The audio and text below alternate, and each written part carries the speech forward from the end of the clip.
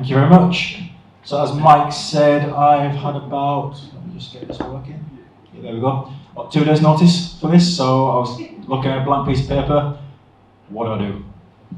Luckily, it's quite busy at the minute, so I thought, you know what, let's talk a bit about what we're actually doing at the minute, which is Black Friday, Christmas. So hopefully some of you do e-commerce, trying to sell products this time of year, otherwise I'll say hi and bye. The reason I want to talk about this and why it's really relevant, so we were lucky enough recently to win an award. So we won the Prolific North Award for the best search marketing campaign. So what I thought I'd actually do is talk about some of the stuff that we did last year to win this award, but also what we've been doing over the last 12 months to get to now and the impact that we're seeing of those actions. But most importantly, Black Friday is 21 days away. So we need to get a shift on. So all the actions that we're talking about today will take no more than 60 minutes for you to be able to implement yourself. So it's all about stuff that you can go away and do if you feel it's right for you. With that, there's 3 different parts we can play with here when it comes to driving more sales for your website. First one, quite straightforward, let's get more traffic.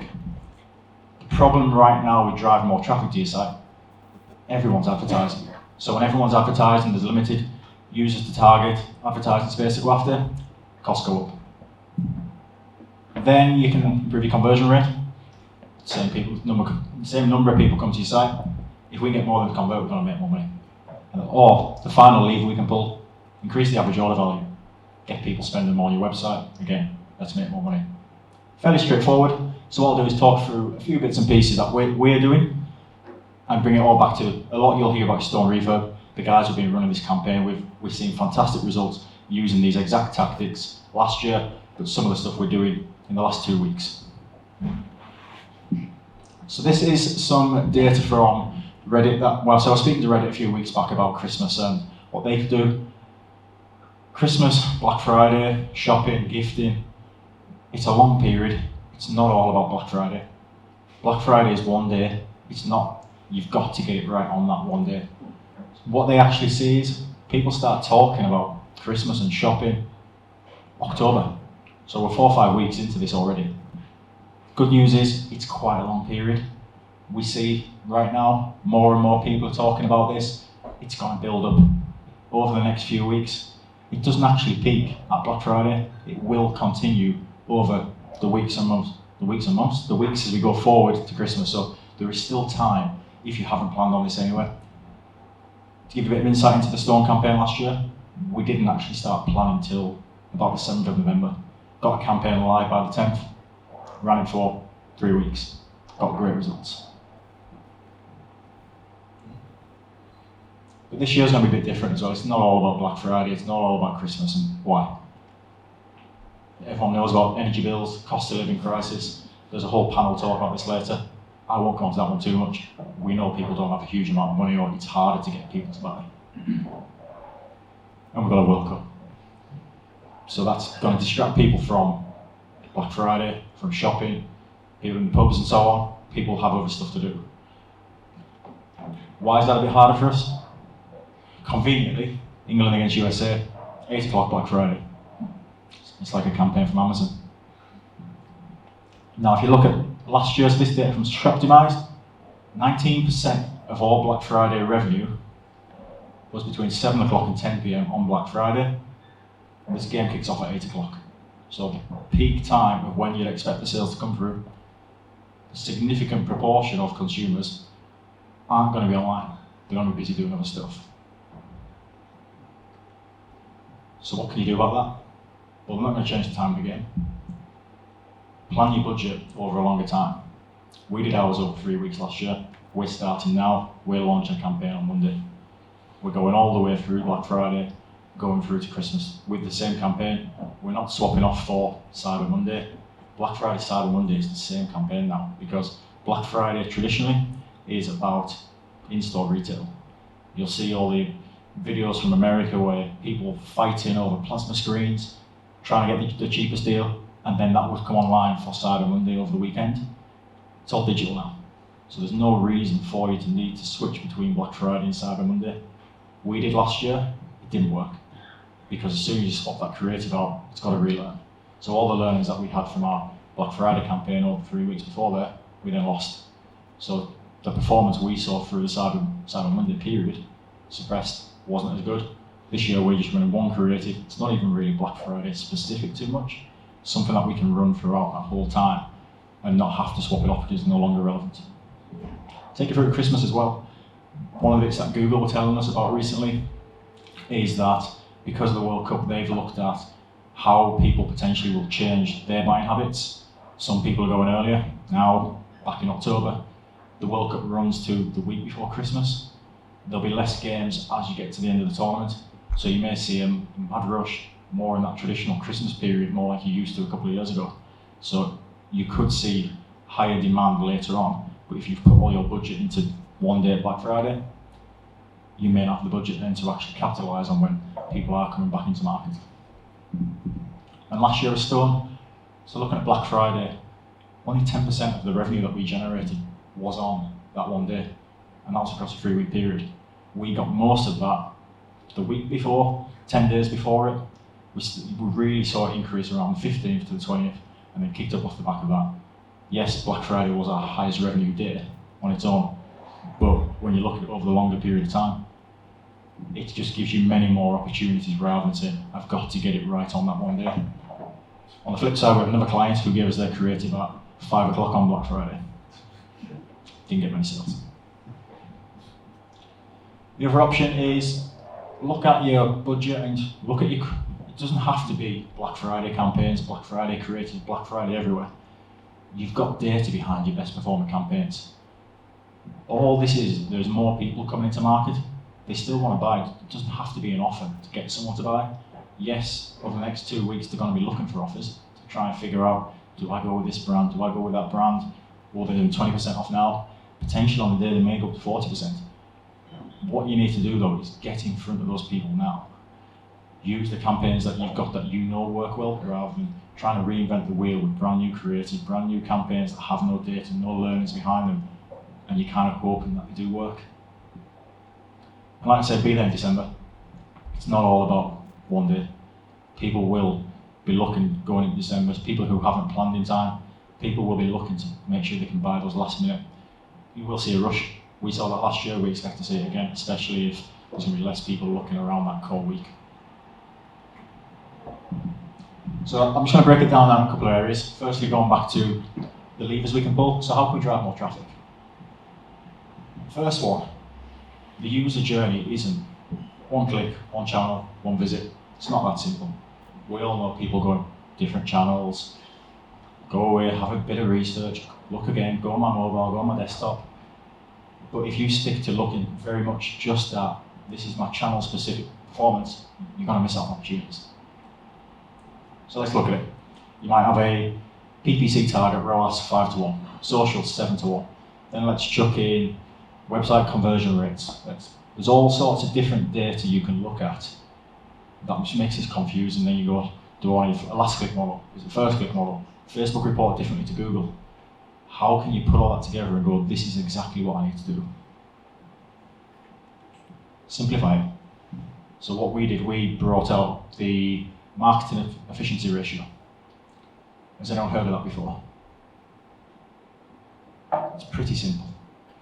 People can look at attribution and go, I need to build an attribution model that factors in people they've visited 20% to the first visit, 20% last, however much elsewhere, or I'm going to go linear, I'm going to go last click. And they just try to overcomplicate it for what is really marginal gains. Marketing efficiency ratio, it's very simple. How much money I put in, how much money we get out as an overall. What that then allows me to understand is, are we making money from what we put in? Are we making more, as I put more money in, are we getting a higher return from that? Is marketing as a whole working? And it'll give you a key ratio here. You might get a 5-1. And what that allows you to do then is to go, okay, it might be more expensive for me on Google at the minute, but organic is backing me up here. My brand with what I see with direct is working. Social can have a higher individual channel level ROAS because I know overall this is all going to balance out at a target of 5 if that was my target as an example. What should your MER target be? Depends on your business. Depends on your targets. Are you scaling up? Do you want to buy market share? Do you want it to be as profitable as possible? What you want this to be is entirely dependent on what your objectives are. And as you scale up, your MER should drop, because it's not as easy to spend an extra 50 grand and expect to hit the same ROAS, the same MER, the same efficiency on new customers as it was on your first set of customers that you got. So it's not bad if it does drop. We saw it drop, but what I've actually seen off the back of this is a massive increase in GP. So I know that's working. This is what we did last year with Stone. So this is looking at transactions, and you'll see orange line there was October. Like I said, we started with this around the 10th of November. If I stayed with what we were doing at channel specific, there was a massive limitation on what we could spend, because as soon as PPC starts spending, its ROAS drops.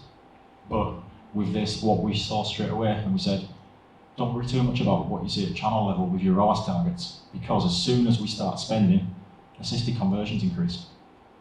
They come back whatever channel they want to, direct, organic, PPC into social, social into PPC. I don't really care how they come back as long as they do. But if we looked at this just on the channel level, we'd have had to suppress spend by about 50%. This gave me the opportunity to scale it up and educate the client in terms of, we have an opportunity here to spend more budget, but we need to look at it in a different way. Spend went up 208%, revenue went up higher than that, our MER increased, so even though we were scaling up at that time, we're actually making it more efficient for you. So these customers you're getting at this time are more profitable, because I know there's more intent in the market, but it's about balancing it out over the time and looking at, okay, what looks right for me, what feels right for me. Take some of your GP data, feed it back in, play around with the model, and understand what's right for your business, for your brand, for your client. Secondly, how else can we drive traffic? Build a link with heartbeats. So this is about SEO, digital PR. People always talk about this as a build a link with heartbeats. Essentially is a link that someone will actually click on. The majority of the time people build links from an SEO point of view to boost my rankings. Completely fine. But we want to look at, okay, here is an opportunity for you to find the websites that are right for you and right for your customers. Here's one you can go for now. So, cost of living crisis. The government has set up this site called Help for Households. This essentially is a place where you can go on there, find out offers from retailers, utilities, groceries. It gives you an opportunity to save some money. We found this, got in touch with them.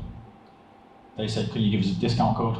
What landing page do you want to send them to? Why should we include you on this? One email, we got featured on there. It took probably 10 minutes work. 2 weeks to turn around.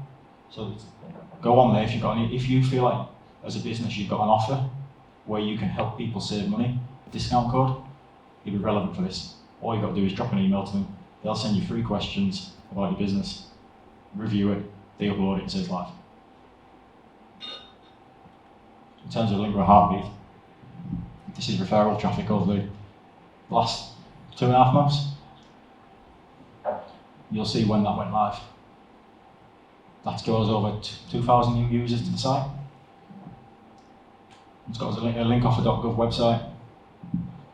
And it's actually driving revenue as well. So in terms of a quality link, the reason why we went after in the first place was, yes, an SEO point of view, I want it to be .gov link, but it's driving people to the site.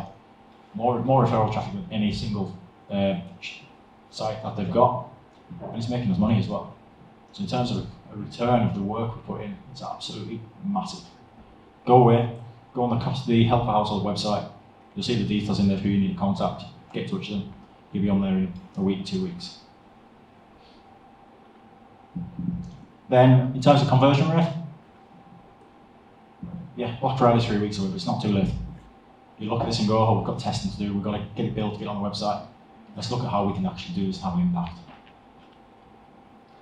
We had this conversation with Stone back end of August. Went to a meeting and said, we need to improve your conversion rate ahead of Black Friday. But we don't have time to do that. We do. Let's focus on high impact. Let's look at pages that are actually landing pages that have high levels of traffic, are getting transactions, but you've got areas to improve the conversion rate as well. So from this item, we identified a couple of pages, a couple of gaming PC pages and the desktops category page. All some of the highest value pages on their site. First test, change the price on this. So you'll see just on the top one is the before, the bottom one's after. All we've done there is increase the size of the price on the website. It took us probably 5 minutes to do. Ran that test, conversion rates increased by 48%. Revenue per session increased by 65%. By simply just changing the price, we're selling more PCs. We then want to take it a step further. Can't really say too much there, but just below the big price, we added a saving message, so save £60. Making it clear to someone about how much you can save rather than making them go to the effort of 300 minus 240, that's a £60 saving. We then tested that against the large price on the last test. 9% increase in conversion rate, 11% increase in revenue per session. Stick those two tests together against the original with the smaller price. Conversion rate is up 81%, revenue per session is up 101%. It's an absolute no-brainer. They've been rolled out on the site now, and we're seeing that across every single product page. Those tests ran for no longer than 14 days each. So it can be quick, and the only reason we ran it for 14 days is that we wanted it to make sure it was statistically relevant. I could see after 2 or 3 days it was a winner. Run tests on those high impact pages and you'll see where you can have or can make a difference. Then looking at that desktops page, did a white space on the top one. You can't really see that first set of products. It's quite an informational page, but it's actually, this is where we see all these different desktop products. We want to send people and get people into the products. All we've done here, reduce some of that white space. Very simple. Deleted a few div tags. 20% increase in conversion rate, 39% increase in revenue per session. Very simple to run. 2-week test. Rolled out. See higher level of revenue, and we now do that across every single page on the site. But you might turn around and go, yeah, but then we need our dev team. Our dev team have got to implement it. They've got code freezes, they've got a backlog of work. You don't. Use Optimize, just stick a personalization in place. Push 100% of the traffic from that test through the winning variant. You can bypass your dev team and get it implemented properly next year. So you could be doing this right now. Put one of those tests in place in 5 minutes, have it running, then push it to a personalization before Black Friday. You know and are more confident that your landing page is going to convert at a higher level and ultimately make you more money. And then increasing the average order value. There's 2 ways that we can do this. You can sell higher value products, or you can create bundles so people are buying multiple products together at the same time. Why do you want to do that? Well, do you have products that are more suited to gifting? People are buying stuff now for other people. It's Christmas. I want to get people gifts that they will like. I'm not focused on myself, and when people buy gifts for other people, more often than not, I'm going to spend more money on them as well. So what you do there is, if you create a bundle, that gives me the opportunity to give someone that perfect gift. I don't just want to give them a PC. I want to give them the mouse that goes with it. I want to give them the keyboard. I want to give them the headset. I want to give them the screen. So when my son opens his present on Christmas Day, he's got everything he needs. He can get off playing on his computer. And then the happiness that I feel from his reaction. Or I could give him the PC and then he goes, oh, I now need to go away and buy this. Yes, I love the present, but I would have liked more. And then you just need to make it easy for your consumer to see, not that it's the right product for them, but it's the perfect present for who they're trying to buy for. So talk in language of the person that they will be giving it to rather than how we can help them. It's a little sneak peek of what we're doing this year. So these are getting rolled out early next week. High visual, high impact. Gaming PCs that don't cost you. We know our value proposition here is that we can save you money. Refurbished PCs are quicker. Refurbished PCs are cheaper. We've got our reviews in there. And ultimately, we then finish off with a high impact landing page. We don't just want to send people to our current category page because it's not that engaging. We can do this, send this high intent traffic to a page where I can control what they see, I can push the specific bundles I want, and then once I get past Black Friday and people go more into the gifting phase as well, I'm going to change the language on this around giving the gift or the perfect gift for the person that you want to give it to. Targeting, talking about giving the gaming PC that every kid needs. So it gives us the opportunity here to really control what we're pushing and push the bundles more, which ultimately, two reasons why we do this. Gaming PCs sell for more than a laptop. If you look at mid-level, the elite as they call it, the prime, they'll go 600, 700, 800 quid. Standard laptop, they're selling for 250. That's a way I can then straight away increase the average order value. I then need to sell less, and I can package it up with the desk, with the screen, with the keyboard, with the headset, and then what goes from an £800 sale is now 1200. So it gives me the opportunity to just make more that way as well. Key takeaways: be flexible on your measurement. Don't go too hard in terms of this channel has to deliver this in terms of its return. Look at the full picture. If it's bringing back the sort of MER target that you need, great, keep spending. If it's above it, spend harder. If it's below it, okay, you then need to look at pulling stuff back. Find those links, find those sites that actually mean something to your consumers, and the ones that are actually going to get people who are potentially looking to buy, and will get them to your site. If you do run an only paid activity off the back of it, you retarget them, and you've built that audience list. Find those high value pages and get testing on them.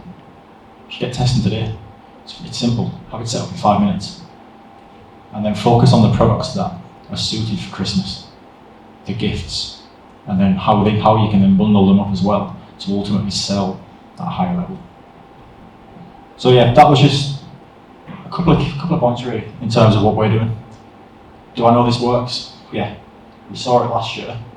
Last year we won the best campaign for our Black Friday campaign. In October we sold more at a higher MER than we did in November last year.